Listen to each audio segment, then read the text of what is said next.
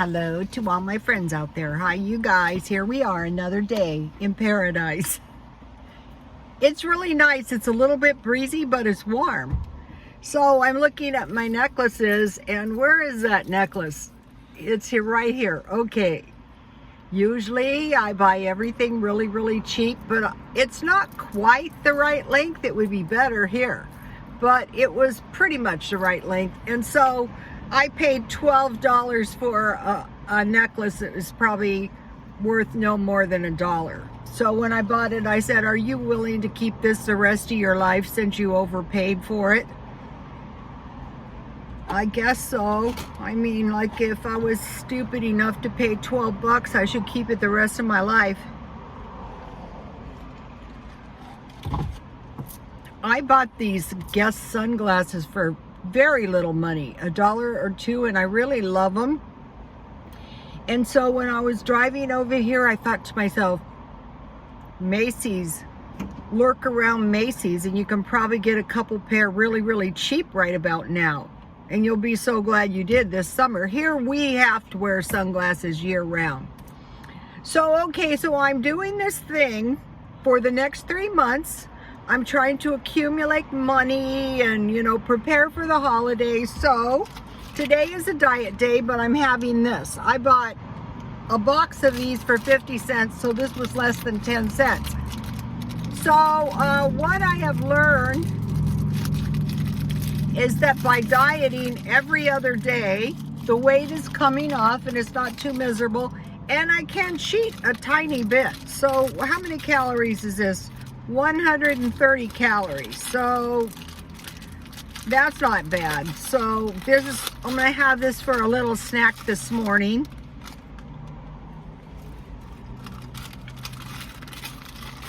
Yummy.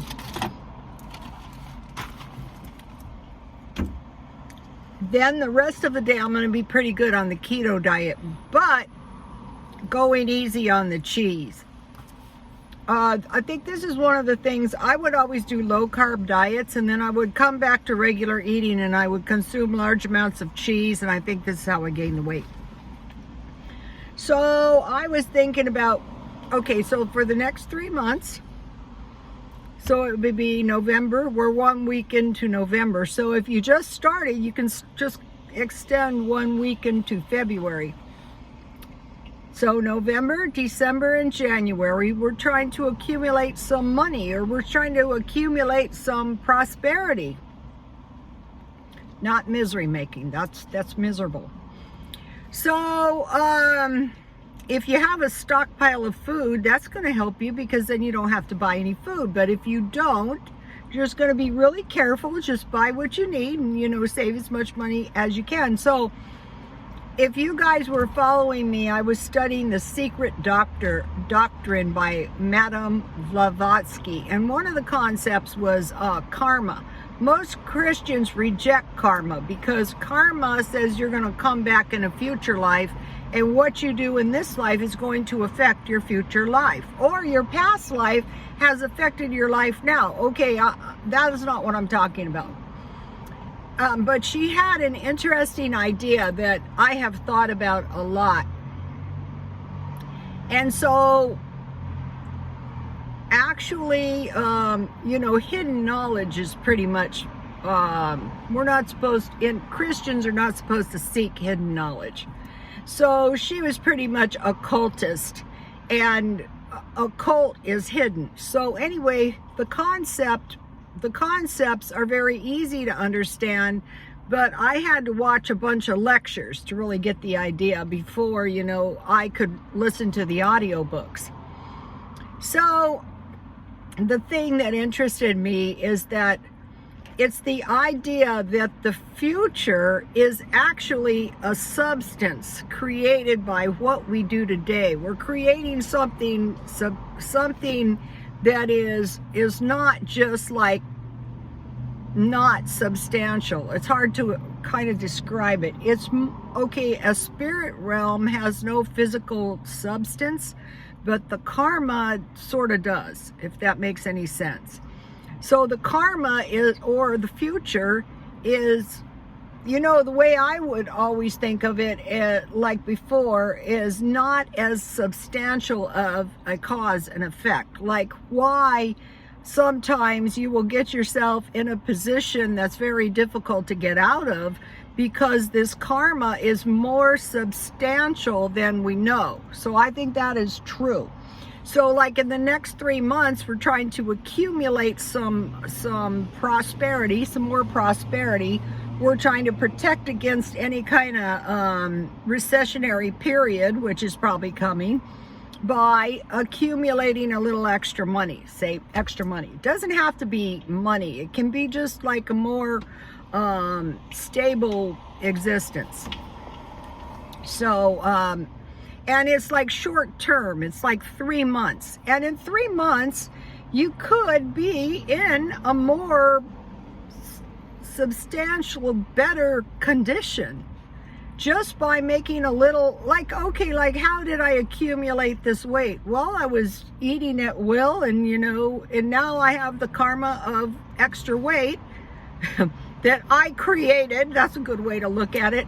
Well, prosperity is like the same way. I knew a woman, she was my client in the hairdressing trade.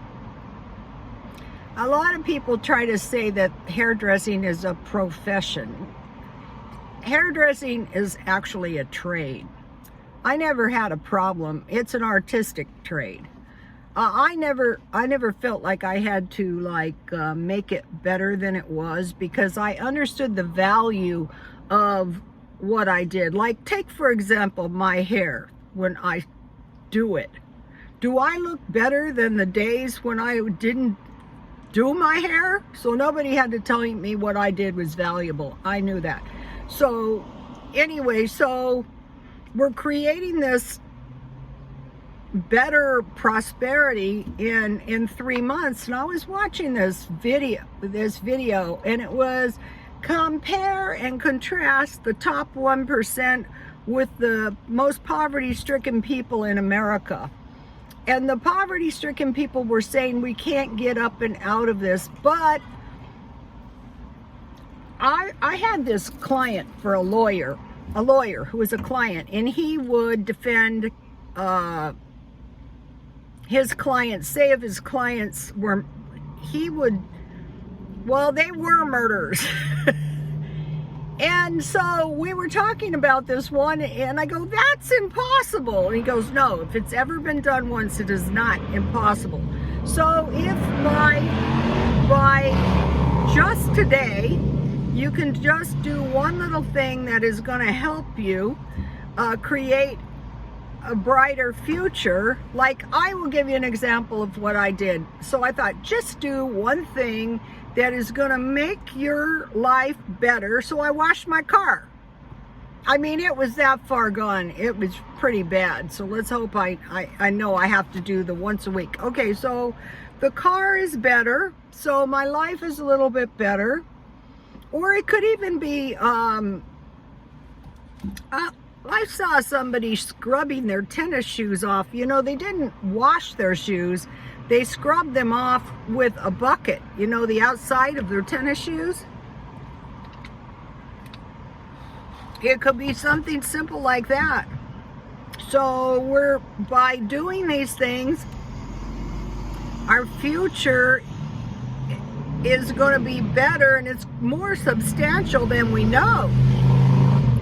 Okay, so we're just thinking about the next 3 months. Another thing is to evaluate the difference between the true and the false. There's a lot of things that are not true, that, like, I can't get out of this mess. Instead, it's more like I can't easily get out of this mess, but I can get out of it little by little is the best. So like tomorrow, I think I'm going to work on my garden. You saw my harvest. I'm eating the stockpile down and saving my money. So eating the stockpile has to do too with not wasting. I want to eat. If you have food, if you stockpile food that you don't want to eat, like if you've stockpiled hundreds of pounds of wheat, start grinding it and making the bread and making use of it now, because they've done studies that people who were unused to eating the wheat and you know, this food would become very sick, where the people who were used to it weren't. I'm trying on the every other day to bake bread. On my diet days, I'm trying to add vegetables. That's helping a lot. And so the vegetables are carrots, because if you get the small ones, they're so much more pleasant. Like my small celeries, tomatoes, cucumbers, celery I love with like peanut butter. Also, one of these, the nut, you know, like on the paleo diet, and now they allow nuts on the keto diet, whereas the low carb diets never included nuts. But when you're drastically cutting the consumption of flour and carbs, I guess you need the nuts. I think every other day works because you have time to metabolize the food you've eaten. So I love celery with peanut butter, so I can make some fairly large salads and some meat, and I can get by on that. Now, I am looking for some cute owls. I'll show you where's my stocking? I bought this at the thrift store. I think it's really cute. It's like some granny made it. My son doesn't like stuff from the thrift store, so you know, I kind of bought this. I thought, this is cute. This is like a granny made this, so I'm keeping it for myself. So for the next 3 months, we're trying to think, what is like one thing I could do today that is really going to help me? Well, the one thing I can do today is, I think, cut spending. Okay, I think the consumerism started with Henry Ford, you know, to get the people buying his cars on credit. And then the consumerism built up to people just having a better life by buying things on credit. Right now, I think it's a good idea to cut your credit use, but to drive your credit limits up. A banker told me to do that maybe I was still working, so it's been a few years ago. And thank God I listened to him. I think I'm the only one in the shop that listened to him. Of course, he was my client, and he was a loyal client too. Of course, I did cut him a good haircut so he looked attractive.